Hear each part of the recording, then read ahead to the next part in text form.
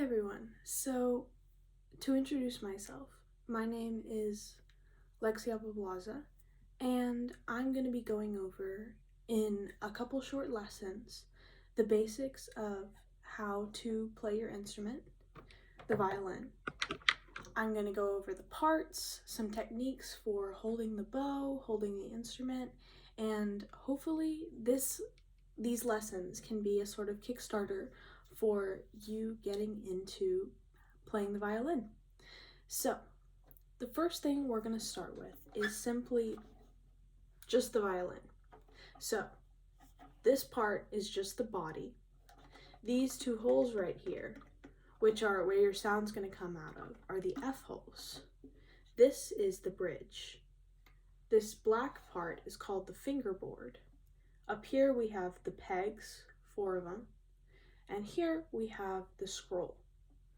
So, down here we have our chin rest, and under here you might notice I've put a shoulder rest on my violin.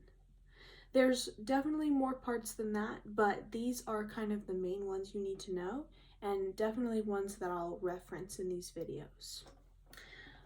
Going on to the bow. Over here we have this for tightening. We have the length of our bow. We have the tip of our bow, so whenever I reference the tip, I mean all the way up here, and the frog, which is down here on our bow. So, first thing that you want to do when you're taking your violin in and out of your case is tightening your bow. You don't want to leave your violin bow tightened, and again, it's righty-tighty, lefty-loosey. You don't want to leave your violin bow tightened while it's in the case when you're not playing it. The reason is this could warp the wood or carbon fiber or whatever your bow is made of, so it doesn't have that shape that we want. So, next we're going to talk about how much you should tighten your bow.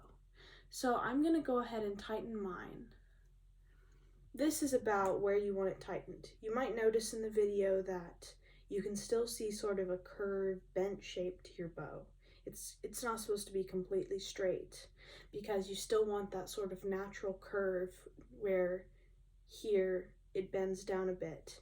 However, you do want, you'll notice here, the string, the horsehair, to be completely off from the wood. About this far if you need a reference. But that is about how much you should tighten your bow. And of course it varies for what kind of stroke you're using or what you're playing. Sometimes I like to tighten my bow a little bit more if I'm using spiccato, but it's really up to you. But this is kind of a basic guideline that you should follow when you're tightening your bow. Another thing you should take note of when you're talking about the bow is that the hair down here is horsehair, and our fingers have oil. So it's really not good for our hands to be touching the horsehair because the oil can mess with the playing. We actually have to use a special sort of coating on our bow called rosin to even make sure that it plays well on the strings, but we can talk about that a bit later. Next, we're going to talk about some of the basic parts of the violin. So, I don't know if any of you guys have ever seen a piano, but if you think about it, if there were no lines between each key, if there was no separation, it was just one big key, and you could change notes by sliding your finger up and down, that would be basically what a violin string is. So violins are separated into 4 strings. You'll notice that this string to the left, or to the right in this case, is the lowest string, and here the thinnest string is the highest. This is because the bigger strings vibrate slower, so they produce a lower tone. Oh my gosh, can't talk today. And the thinner strings, like this one up here, vibrate much faster, so they produce a higher pitch. So, next let's talk about the names of these strings, and these are kind of just a thing that you're going to have to memorize. There's a lot of tricks to reading notes in music, but memorizing the strings is a basic, so make sure you can do that. This bottom string is G. The next string up is D.